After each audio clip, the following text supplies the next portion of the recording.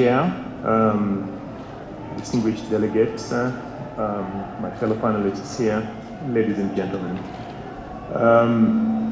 The High Commissioner for Refugees, Mr. Filippo Grandi, was very, very delighted, extremely delighted that UNHCR was invited to join in this high-level dialogue here in a country, and Mr. Chair, I think that's part of the answer to the question you have posed to me, a country which has demonstrated a record that is probably second to none in supporting the refugee cause and creating a space in which people could find personal safety and move on towards recovering membership in society.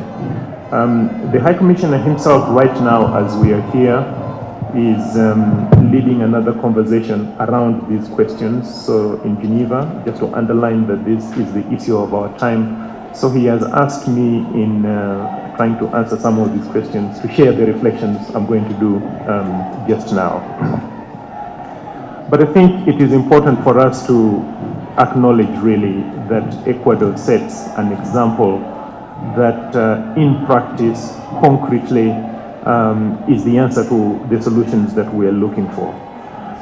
It's human mobility law, which was adopted earlier this year, and its efforts, which have seen refugees lifted out of extreme poverty and allowed to foster inclusion in social, economic, and cultural participation in this country, almost as nationals are able to do, is part of what we would like ourselves to foster. These are, in fact, very much the issues that are at the forefront of the new thinking and approaches that have led to the New York Declaration on Refugees and Migrants, which was adopted, as many of you will know, in September 2016 in New York.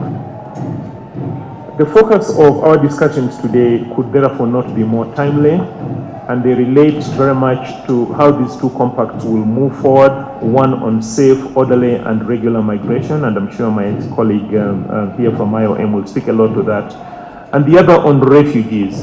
The pace around these two compacts is gathering momentum. They are distinct processes. UNHCR was tasked to develop the global contract on refugees together with states, building on the comprehensive refugee response framework. And given the need to ensure complementarity between the two, UNHCR is also contributing actively to the discussions on the migration compact. By its very nature, Mr. Chairman, addressing human mobility calls for international cooperation at the regional level and between countries of origin, transit, and destination. An important pillar of this cooperation must be development action that can create conditions that allow people to build a future in their own countries and to move out of choice, not out of desperation. Mr. Chair, if we're meeting here in a group that is mainly made up of global South countries, this imperative, the imperative to make people be safe and confident in their homes, in their countries, is the greatest imperative of all. Because today we see societies fracturing, people forced to leave. If you were to add the number of refugees, around 22 million, to the number of internally displaced persons, and imagine it as a country, it would be the 25th largest country of the 202 countries that we have in the world. So this idea that we have to find emphasis on prevention is a key one as part of our discussions. But it is also critical that this broader debate on mobility, development, and human rights includes a strong emphasis on the particular profile, rights, and needs of refugees and others in need of international protection.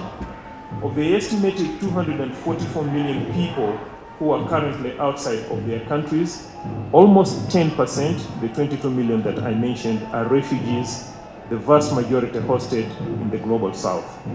The New York Declaration represented a political commitment at the highest level to international cooperation in addressing their plight, building on existing legal frameworks, including the refugee protection regime. The circumstances that drove the adoption of the declaration have by no means gone away. Refugee numbers have continued to climb. as existing conflicts persist and become more complex and new ones emerge with few prospects of an imminent resolution. In 2016, 35,000 people were being displaced every day. One of the members of the group of G77 has 1/3 of its entire population displaced as refugees or internally displaced persons. And among global South countries hosting refugees, we have countries where 1 out of every 3 people in a country is a refugee. That is equivalent to one of the bigger nations in this hemisphere, which has about 300 million people of its own, that it would have 70 million refugees on its territory. So that gives you an idea of what we are dealing with. It is therefore very critical that the fundamental distinction between refugees and migrants is really not diluted. There is a clear legal definition of refugees who benefit from a specific status in international law linked to a failure of national protection at home and clear accountabilities for ensuring that protection is provided. Refugees are not people who choose to move.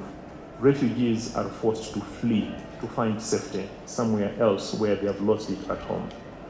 Identifying and recognizing the international protection needs of people fleeing conflict, violence, human rights abuses, and other serious predicaments in their countries of origin lies at the heart of the international refugee regime. But it is true, Mr. Chair, and this is the way in which we come to this conversation, that there are many common features affecting refugees and migrants that must be tackled in tandem.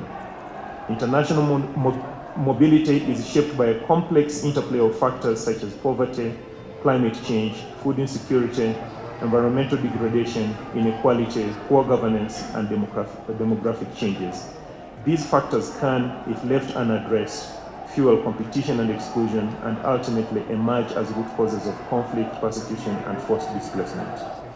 Advancing legal policy and practical solutions for the protection of people displaced by climate change, environmental degradation, and natural disasters, and who do not fall within existing international legal protection frameworks is also vital, and UNHCR is fully engaged in ongoing efforts in this regard. At a time when in some states and regions, refugees and migrants are vilified in the press, verbally and physically attacked, and forced to live on the margins of society, measures that recognize their basic humanity and human rights and combat racism, xenophobia, and discrimination are vital. Tackling complex and risky mixed migratory flows is another area in which refugee protection and migration management intersect.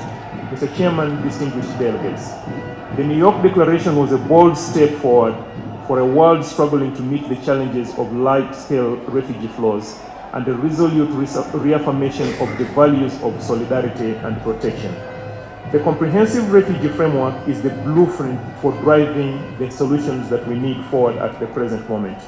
It aims to ease pressures on host countries, enhance refugee self-reliance, expand access to third country solutions, and support conditions in countries of origin for return in safety and dignity. All of these are urgent and equally important, and all are underpinned by the fundamental obligation to receive refugees and provide them with protection, such as that which more than 250,000 people have come to depend on in this country since a period of 20 years. The countries that do so deliver a good public good, and their contribution must be shored up by international responsibility sharing and predictable, sustainable, and acts of solidarity. I'm not sure what I should do, whether I should continue to drive on. But I'm about to come to the end, Mr. Chair, because experience in applying the comprehensive refugee response framework, together with the results of a series of thematic discussions hosted by UNHCR this year, will inform the elaboration of the Global Compact on Refugees. A stock-taking exercise is taking place in Geneva this week. That's where the High Commissioner is, as I mentioned, and formal consultations on a first draft will commence in February next year. The process has benefited enormously from the active engagement of G77 governments. Indeed, we continue to count on your participation and support. We have been enormously encouraged by the strong momentum that has developed around the CRF and the Global Compact on Refugees. While still in its infancy, the model has helped galvanize substantial progress around many critical areas, including on the engagement of development entities, such as the World Bank, for example, regional development banks, international financial institutions, and bilateral and multilateral development entities. The results of this engagement will take some time to come to fruition, but should start to be apparent by late next year. A number of host states, including some in this region where we are, have adopted forward-looking progressive policies on refugee self-reliance, socio-economic inclusion, and access to national health and education services. Mr. Chairman, as we move forward on the elaboration of the Global Compact, it will be important to pursue predictable mechanisms for responsibility sharing that can be rapidly activated, drawing on financial, material, and technical resources.